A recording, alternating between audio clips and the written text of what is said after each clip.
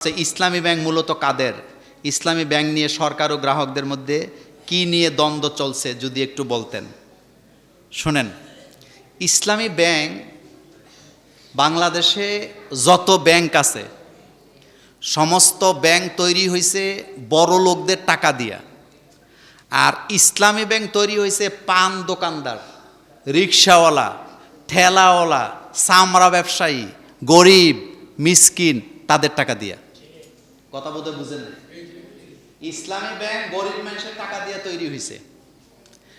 Number 2, ইসলামী bank যখন বাংলাদেশে হয় তখন অন্যান্য ব্যাংকেরা মনে করছিল এটা গরিবদের ব্যাংক, এটা আর কি চলবে।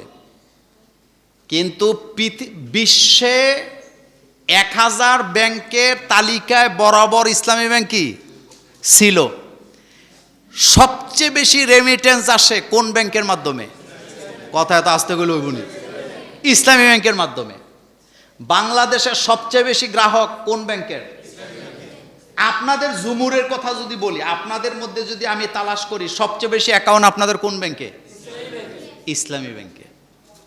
কারণ এটা জনগণের ব্যাংক। এটা কার ব্যাংক?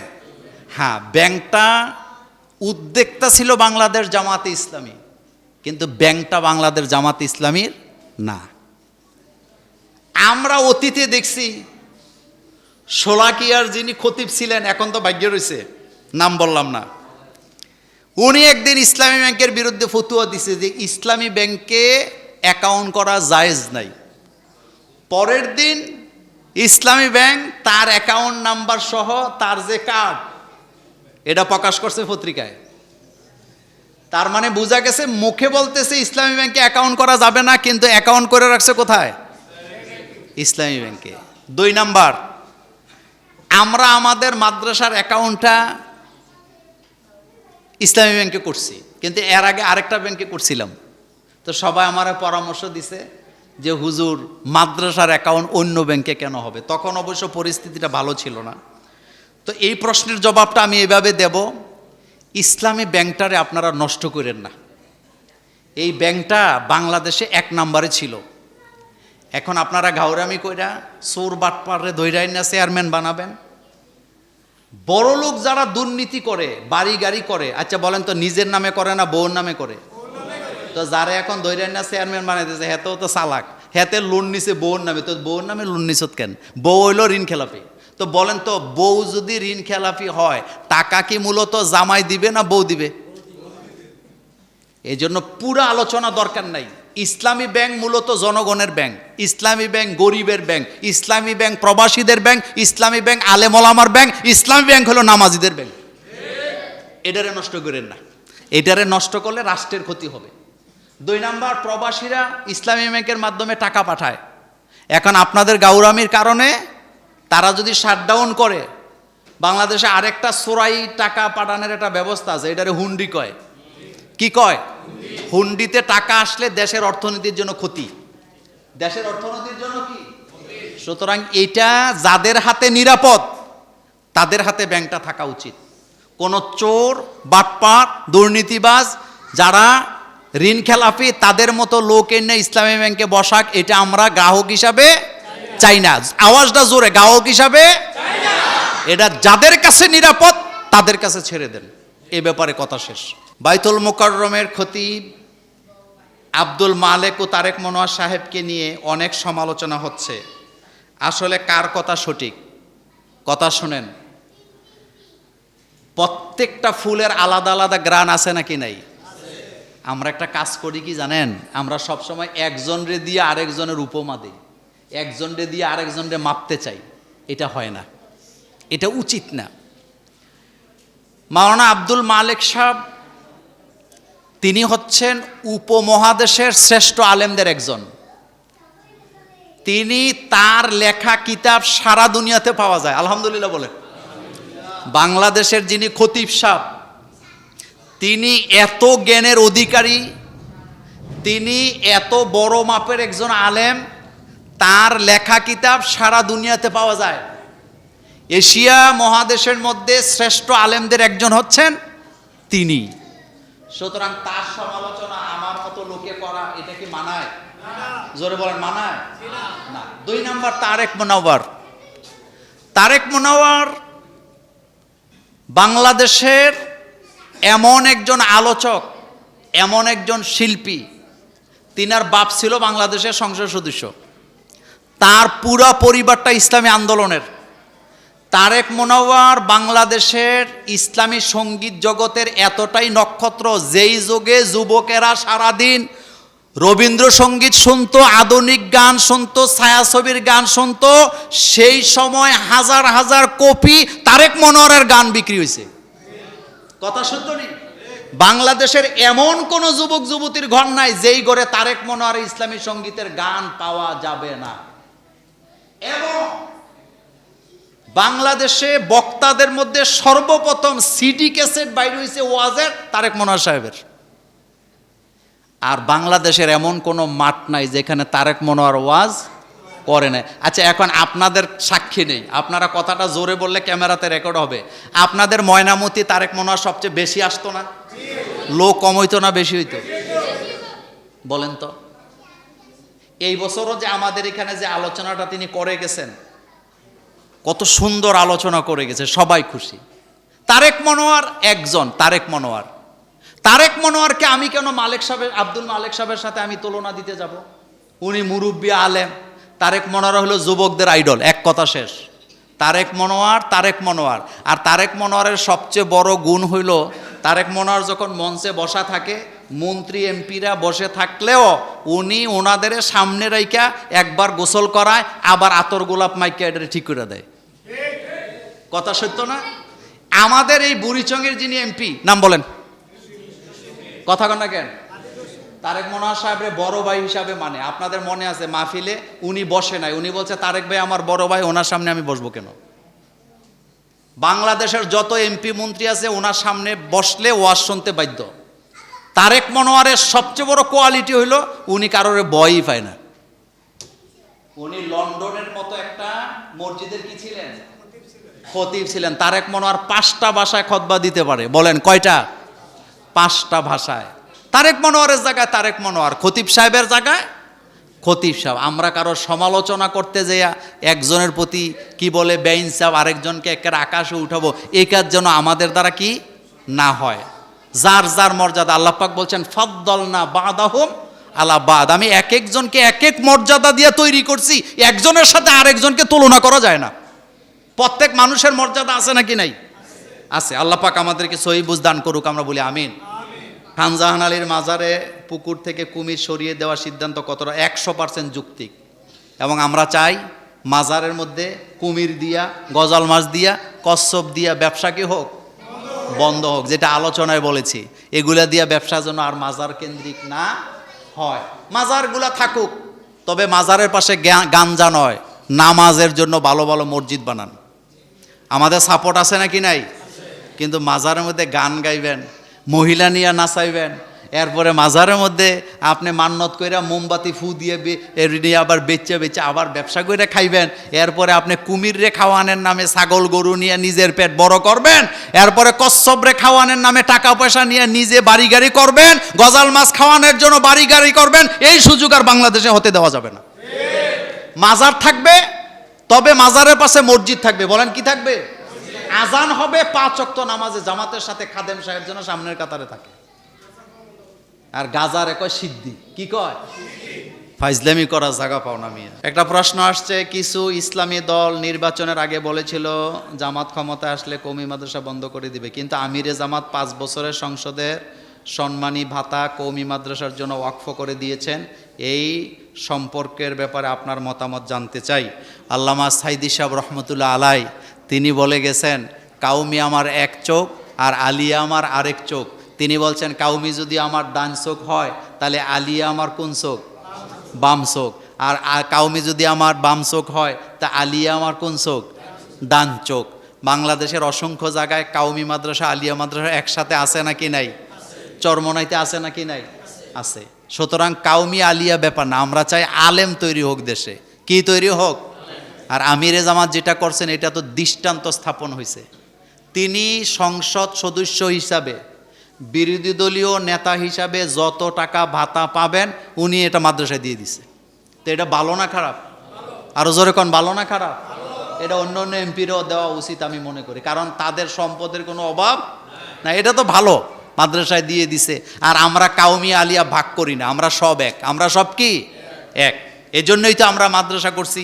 আমাদের আকিদা, আমাদের আখলাক, আমাদের হবে সিলেবাস হবে কাউমি এবং আলিয়া মিলাইয়া। আল্লাহ পাক যেন আমাদেরকে কবুল করেন, আমরা বলি আমিন। আল্লাহ যেন আলেমদের মধ্যে ঐক্য তৈরি করে, আমরা বলি আমিন। পালিত মেয়েকে সম্পত্তি লিখে দেওয়া ইসলামে শরিয়া জায়েজ আছে কিনা, এই ব্যাপারে অনেক আলোচনা করছি। প্রথম কথা হলো, পালক পুত্র কখনো নিজের পুত্র হবে না, পালক মেয়ে কখনো নিজের মেয়ে হবে না। আপনি তারা লালন পালন করছেন, এটাই তার প্রতি বহুত এহসান আপনি করেছেন। আপনার সম্পদ পালক ছেলে মেয়ে পাবে না। এবং পালক ছেলে মেয়ের বাপের জায়গায়, মায়ের জায়গায় যিনি পালছেন তার নাম লেখা জায়েজ নাই। যে জন্ম দিছে তার নামেই জন্ম নিবন্ধন হবে, তার নামেই পাসপোর্ট হবে, তার নামেই সার্টিফিকেট হবে। এ কথা কি আমার না আল্লাহর? জোরে কোন না, এ কথা আল্লাহর। সুতরাং রাসূলুল্লাহ সাল্লাল্লাহু আলাইহি ওয়াসাল্লামের একজন পালক পুত্র ছিল যায়েদ ইবনে হারেসা। তিনি রাসূলুল্লাহকে আব্বা বলে ডাকতেন। আল্লাহ পাক সাহাব জানায় দিছে, মা কানা আবা আহাদিম মির রিজাল ওয়ালাকির রাসূলুল্লাহ। সুবহানাল্লাহ কোন। আমার কলেজার ভাইয়েরা, আমার কলেজার ভাইয়েরা, কোরআনুল কারিমে হযরত আবু বকর রাদিয়াল্লাহু তাআলা আনহু, হযরত ওসমান আলী আবু বকর রাদিয়াল্লাহু তাআলা আনহু, হযরত ওমর রাদিয়াল্লাহু তাআলা আনহু, হযরত ওসমান রাদিয়াল্লাহু তাআলা আনহু, হযরত আলী রাদিয়াল্লাহু তাআলা আনহু, তাদের মতো জলিল কদর সাহাবাদের নাম নাই, কিন্তু একজন সাহাবার নাম কোরআনে আছে। বলেন তো নামটা কার? যায়েদ। বলেন কি নাম? জোরে বলেন কি নাম? কোন সাহাবার নাম কোরআনে নাই, কোন সাহাবার নাম কোরআনে নাই, কিন্তু কয়জন সাহাবার নাম কোরআনে আসছে? একজন, হযরত যায়েদ রাদিয়াল্লাহু তাআলা আনহু। কেন আসছে? তার কারণ রাসূলুল্লাহ সাল্লাল্লাহু আলাইহি সাল্লাম যখন যায়েদের তালাকপ্রাপ্তা স্ত্রীকে বিয়ে করার ব্যাপারে আল্লাহ সিদ্ধান্ত দিলেন, তখন মক্কার কুরাইশের বান্দর টাইপের নেতাগুলা বলতে শুরু করলো, মুহাম্মদ সাল্লাল্লাহু আলাইহি ওয়াসাল্লামকে নবী মানো, সে তো নিজের পুতের বউ বিয়ে করতেছে। আল্লাহ ডাইরেক্ট আয়াত নাজেল করে জানায় দিছে, পালক পুত্র কখনো পুত্র হয় না। এ কথা কি আমার না আল্লাহ? আলোচনা শোনার পর অনেকের কাছে কেমন কেমন লাগবে যে ওরে লালন পালন, তো লালন পালন যে করছেন এটাই তো বিরাট বড় কাজ করে ফেলেছেন আপনি। আপনি যে একটা বাচ্চার মা বাপ তার দায়িত্ব পালন করতে পারে নাই, আপনি যে তারে লালন পালন করলেন, এটা কি তার প্রতি আপনার এহসান হয়েছে না? কিন্তু আপনার সম্পদ সে পাবে না, আপনার সম্পদ সে পাবে না। আপনি তো লালন পালন করে দিয়েছেন, তাকে অ্যাডাল্ট করে দিয়েছেন। আপনার সম্পত্তি পাবে আপনার ওয়ারিশ, আপনার রক্তের সম্পর্কে যারা আছে, আপনার মৃত্যুর পরে আপনার ওয়ারিশ যারা আছে, আপনার ভাই ভাতিজা বোন, তারা আপনার সম্পত্তি পাবে। কিন্তু পালক মেয়ের নামে সম্পত্তি লিখে দেওয়া, এটা ইসলামে জায়েজ হবে না। মানুষ সৃষ্টি করে আকাশ থেকে কোনো যানবাহনের মাধ্যমে তিনি জমিনে নামায়া দেন নাই। একটি পদ্ধতির মাধ্যমে, আল্লাহ রব্বুল আলামিনের সৃষ্টির সৌন্দর্যের মাধ্যমে মানুষ ধীরে ধীরে পৃথিবীতে এসছেন এবং ধীরে ধীরে পৃথিবী থেকে মানুষ যাচ্ছেন। আল্লাহ যদি চাইতেন কয়েকশো কোটি মানুষ তৈরি করে একসাথে আমাদেরকে দুনিয়াতে নামাই দিতে পারতেন, কিন্তু আল্লাহ এটা করেন নাই। আল্লাহ পাক প্রথমে একজন পুরুষ তৈরি করছেন। পুরুষ ছিলেন হযরত আদম আলাইহিস সালাম। এরপরে আদম আলাইহিস সালামের বাম পাজর থেকে একটি হাড় নিয়ে মা হাওয়া আলাইহিস সালামকে সৃষ্টি করেছেন। এরপরে আল্লাহ পাক জমিনে তাদেরকে নামিয়ে দিয়েছেন। এরপরে স্বামী স্ত্রীর মিলনের মাধ্যমে একের পর এক মানুষ পৃথিবীতে আসছে, যেটা এখনো চলমান আছে, কিয়ামত পর্যন্ত আসবে। ব্যাখ্যা দেব না, কথাটা মনোযোগ দিয়ে শুনবেন। এরপরে দেখেন আল্লাহ রাব্বুল আলামিন দুনিয়াতে পাঠানোর একটা সিরিয়াল তৈরি করেছেন। যেমন আমি যদি কথাটা সংক্ষেপে বলি, তাহলে পৃথিবীতে আগে আদম আসবে, দাদার পরে বাবা, বাবার পরে ছেলে, ছেলের পরে নাতি। পৃথিবীর কোনো মানুষ যদি বলে আমি আমার দাদার আগে বাবার আগে দুনিয়াতে আসছি, আপনারা কি বিশ্বাস করবেন? না, করবেন না। কারণ আসার একটা সিরিয়াল আছে। আগে দাদা আসবে, তারপরে বাপ আসবে, তারপরে ছেলে আসবে, তারপরে নাতিরা আসবে। কিন্তু যাওয়ার কোনো কি নাই, সিরিয়াল নেই। কারণ মানুষের হায়াত সবার একরকম হয় না। উম্মত হিসাবে প্রত্যেক নবীর উম্মতের একটা গড় আয়ু আছে। আলহামদুলিল্লাহ বলেন।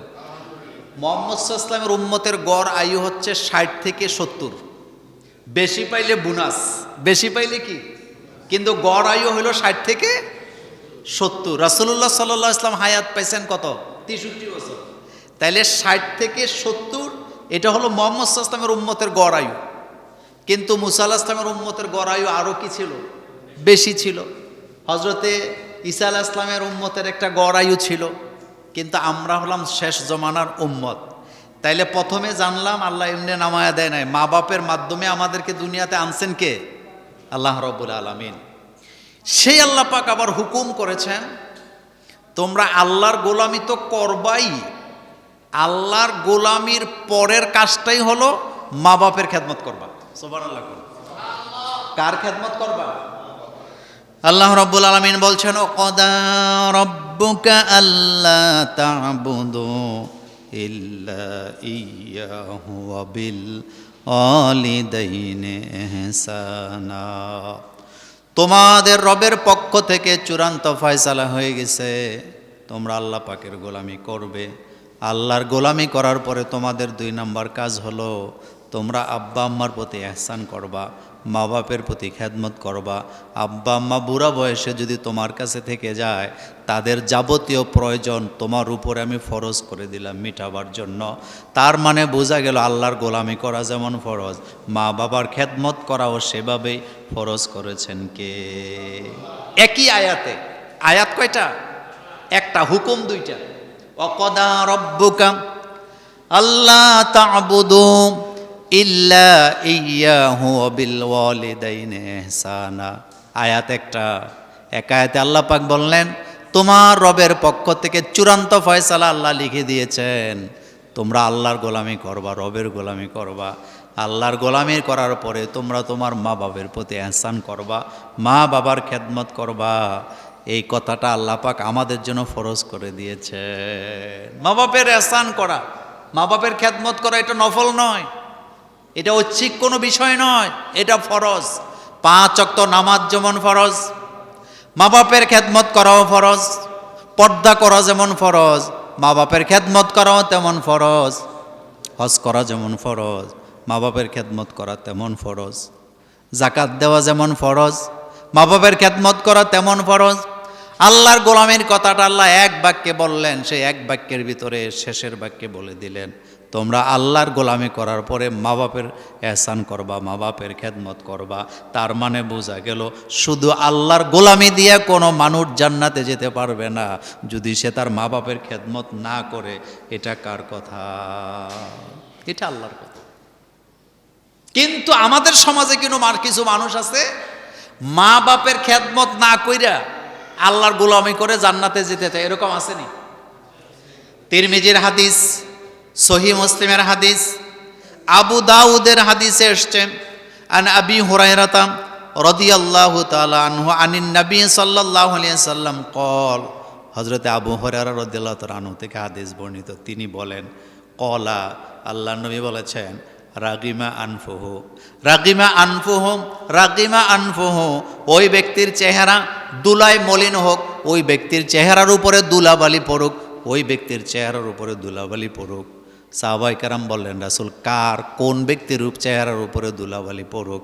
আল্লাহর নবী বললেন, যারা বৃদ্ধা বয়সে মাকে বাবাকে পাইল অথচ মা বাবার খেদমত কইরা জান্নাত কামাই করতে পারল না, সেই ব্যক্তি ধ্বংস, তার কপালে জাহান্নাম। এই কথা বলেছেন মুহাম্মাদুর রাসূলুল্লাহ সাল্লাল্লাহু আলাইহি ওয়াসাল্লাম। রাগিমা আনফুহু, তার চেহারা দুলায় মলিন হয়ে যাক, তার চেহারাটা দুলাবালিতে ঢেকে যাক। দুলাবালির কথা রাসূল কেন বললেন? মরুভূমিতে এই যে আমাদের দেশে বৃষ্টি হয় না, তো বৃষ্টি হইলে আমাদের দেশে কিসের বৃষ্টি হয়? পানি বৃষ্টি হয়। কিন্তু মরুভূমির দেশগুলোতে কিন্তু ধুলাবালির বৃষ্টিও হয়। ঝড় তুফানে এসে পুরা এলাকাকে পাহাড় বানায় ফেলে, আবার বাতাস এসে এই জায়গার বালি আরেক জায়গায় নিয়ে যায়। তো মরুভূমিতে যখন ঝড় আসে, ধুলা ঝড় যখন আসে, তখন উটগুলা আপনার চতুষ্প জন্তুগুলা নিজের মাথাকে বিভিন্ন জায়গায় ঢুকাই দিয়ে আশ্রয় নেয়, যাতে তার মাথাটা টিকাইতে, মুখটা চেহারাটা বাঁচাতে পারে। আর এখানে রাসূল বলেন, ওই ব্যক্তির চেহারা দুলায় মলিন হোক যে ব্যক্তি আব্বাকে আম্মাকে বুড়া বয়সে পাইয়াও খেদমত করে জান্নাত কামাই করতে পারলো না, সে জাহান্নামে যাবে। জোরে কর নাউজুবিল্লাহ। আমার কলেজের ভাইয়ারা, আধুনিকতার নামে উচ্চ শিক্ষিত হওয়ার পরে মা বাপকে অবহেলা করে মা বাপের পরিচয় দিতে চায় না, এমন সন্তানও আমাদের সমাজে আছে না নাই? বাপ কৃষক, ছেলে এখন স্যার হইছে, ছেলে এখন কি হইছে? স্যার। ভাই কৃষক, সে অফিসার হইছে। তার বাড়িতে গেলে দারোয়ানের কাছে, কাজের লোকের কাছে পরিচয় দিতে চায় না। এরকমের অমানুষও কি সমাজে? আমার কলেজার ভাইয়ারা, ছেলে সচিব, উপসচিব, ছেলে বুয়েটের মতো একটা বিদ্যাপীঠের শিক্ষক, প্রফেসর, ছেলে বিদেশে থাকে, মেয়েও ইংলিশ মিডিয়ামের শিক্ষিকা। অথচ মা ঘরের ভিতরে আবর্জনা সহকারে পেশাব পায়খানা করে নোংরা জায়গায় পড়ে মরে আছে, ছেলেমেয়ের কোনো খবর নাই। পাড়া প্রতিবেশীর লোকেরা টেলিফোন করে পুলিশ আইনা দরজা ভাঙা যায়, দেখে মহিলা মরে আছে। ওই মহিলার শরীরের মধ্যে পোকা পর্যন্ত ধরে গেছে। একটা মানুষ মরার সাথে সাথে তো শরীরে পোকায় ধরে না, কতদিন আগে মারা গেলে পরে একটা মানুষের গায়ে পোকা ধরতে পারে। একটা মা দুনিয়াতে মরে পচে আছে, সন্তানের কবর নাই। এই উচ্চ শিক্ষিত লোকের মতো সন্তান আমাদের কোনো দরকার নাই। কারণ শিক্ষা মানুষকে মানুষ বানাতে পারে না যতক্ষণ পর্যন্ত মানুষ আল্লাহকে ভয় না করে। মা বাপের খেদমত করতে হবে, এই আইনটা কার? আপনি দেখেন তো, একটা ছেলে উপসচিব, একটা ছেলে বুয়েটের শিক্ষক, একটা ছেলে বিদেশে থাকে, আর একটা মেয়ে ইংলিশ মিডিয়ামের শিক্ষিকা। আপনি বলেন তো, এই চারটা সন্তান মানুষ করার জন্য মায়ের অবদান আছে নাকি নেই? কম না বেশি? এই সন্তানগুলাকে নিয়ে মা কত না স্কুল কলেজে দৌড়াদৌড়ি করছে, কত না পেরেশানি কইরা তাদেরকে উচ্চ শিক্ষিত বানাইছে। চিন্তা করে দেখেন, এই শিক্ষার কোনো দাম নাই। কারণ যেই জাতির কাছে নৈতিকতা থাকে না, যেই জাতির কাছে ধর্মীয় অনুশাসন থাকে না, সেই জাতি কখনো মানুষ হতে পারে না। এই জন্য আল্লাহ কোরআনে বলছেন, একটা মানুষ যতক্ষণ পর্যন্ত কোরআন শিখতে না পারে ততক্ষণ পর্যন্ত প্রকৃত মানুষ হতে পারে না। এই জন্য বিশ্বনবীকে আল্লাহ পাক বলছেন, আলিফ লাম রা কিতাবুন আনজালনাহু ইলাইকা লিতুখরিজান নাসা মিনাজ যুলুমাতি ইলান নূর। নবী, আপনার প্রতি কিতাব আমি নাজিল করছি। কিতাব মানে কোরআন। বলেন, কিতাব মানে কি? নবী, আপনার প্রতি কিতাব আমি নাজিল করেছি। কেন করলাম? লিতুখরিজান নাসা মিনাজ যুলুমাতি ইলান নূর, যাতে করে মানব মণ্ডলীকে, মানব জাতিকে আপনি অন্ধকার থেকে আলোর পথ দেখাতে পারেন। বিশ্বাস করেন, কোরআন ছাড়া মানুষ কখনো আলোর পথ খুঁজে পাবে না। কারণ কোরআন হলো হেদায়েত, কোরআন হলো আলো। এই কথা কার? আল্লাহ পাক কোরআনে বললেন, ইম্মা ইয়াবলুগান্না ইনদাকাল কিবারা আহাদুহুমা আও কিলাহুমা,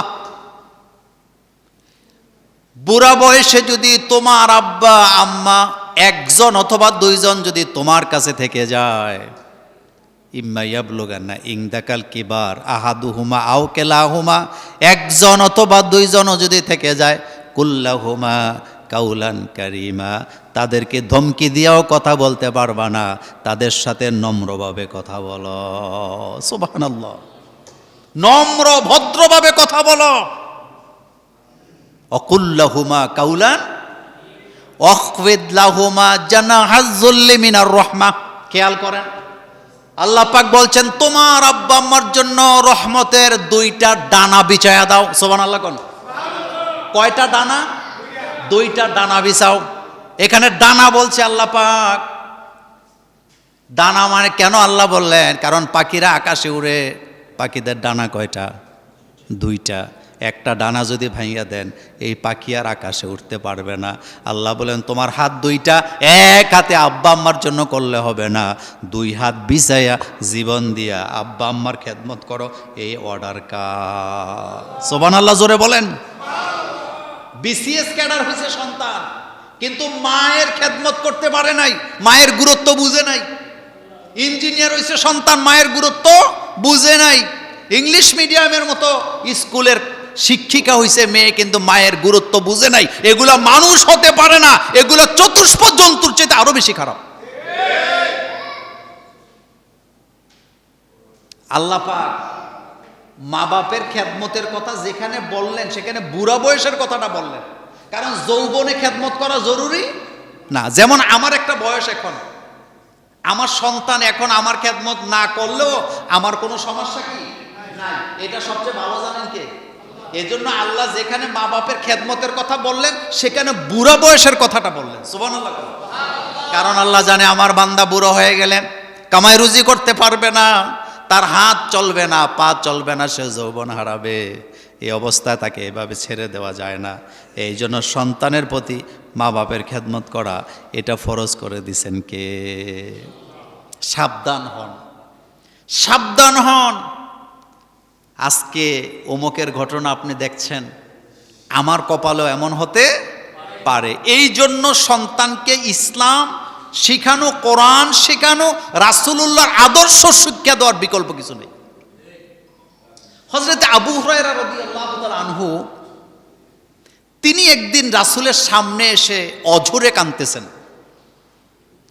আল্লাহর নবী বললেন, আবু হুরায়রা কান্না করতেছো কেন? বিপদ হয়েছে নাকি? হযরত আবু হুরায়রা বললেন, না রাসূল, আমার কোনো বিপদ হয় নাই, আমার আম্মা আমাকে ইচ্ছা মতো মারছে, পিটাইছে। কে পিটাইছে? মা। বলেন কে পিটাইছে? মা। বিশ্ব নবী রহমাতুল লিল আলামিন তিনি ডাইরেক্ট বলে দিলেন, আবু হুরায়রা তোমার মা তোমারে পিটাইছে, আমার সামনে আইসা তুমি কান্না করো, বিচার দিতে আসছ। মায়ের বিরুদ্ধে কোনো বিচার হয় না, তোমার মা মেরেছে, এখানে আমি রাসূলুল্লাহর করার কিছু নাই। সুবহানাল্লাহ। বাইজে কই না, রাসূলুল্লাহর ক্ষমতা মর্যাদা কম না বেশি?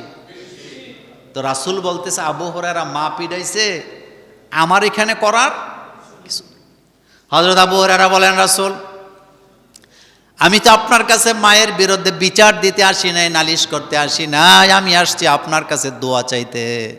আমার মা কুফুর অবস্থায় আছে, আমার মা যখনই শুনছে আমি আপনার কাছে কালিমা পড়ে মুসলমান হয়েছি, এটা আমার মা মানতে নারাজ। এই জন্য রাসূল আপনার কাছে আসছি, আল্লাহ তো আপনার দোয়া ফিরায় না, আপনি আল্লাহর দরবারে দোয়া করেন, আল্লাহ যেন আমার মাকে হেদায়েত দান করে দেয়। কারণ হেদায়েত যদি না হয় আমার ডেলি পিটাইব।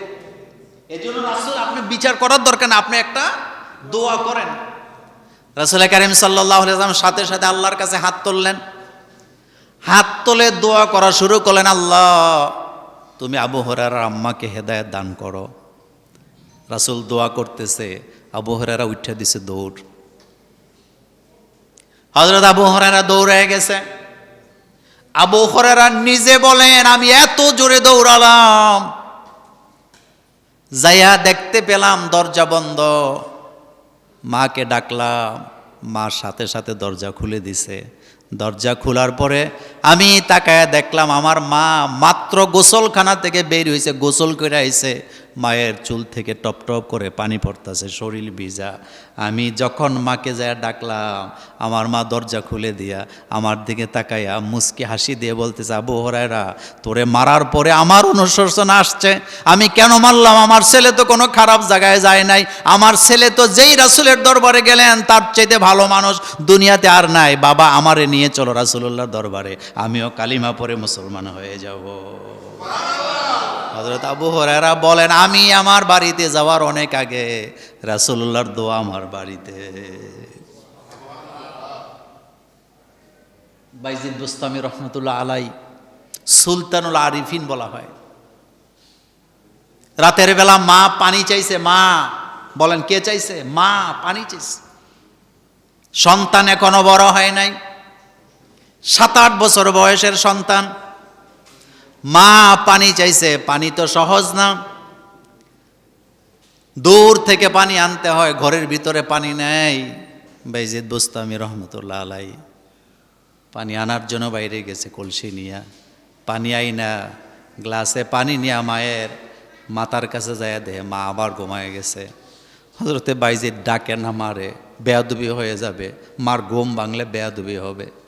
চুপ করে দাঁড়ায় আছে।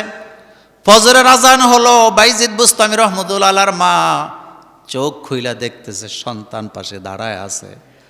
মনে নাই পানি যে চাইছিল। বলতেছে, বাবা পানি হাতে নিয়ে দাঁড়ায় রইছো কেন? কয়, মা তোমার কি মনে নাই তুমি যে পানি চাইছিলা? আমি পানি বাইরে থেকে আনতে দেরি হয়েছে, ডাকলা না কেন? কয়, মা তোমার কষ্ট হবে। সাথে সাথে মা পানির গ্লাস হাতে নিয়ে পানি পান করলেন। ফজরের বিছানায় দাঁড়ায় আল্লাহকে বলেন, আল্লাহ, আমার বাইজিদ আজকে আমার জন্য যা করছে আমার কলিজা ঠান্ডা হয়ে গেছে। তুমি আমার বাইজিদকে তোমার ওলি বানায় না।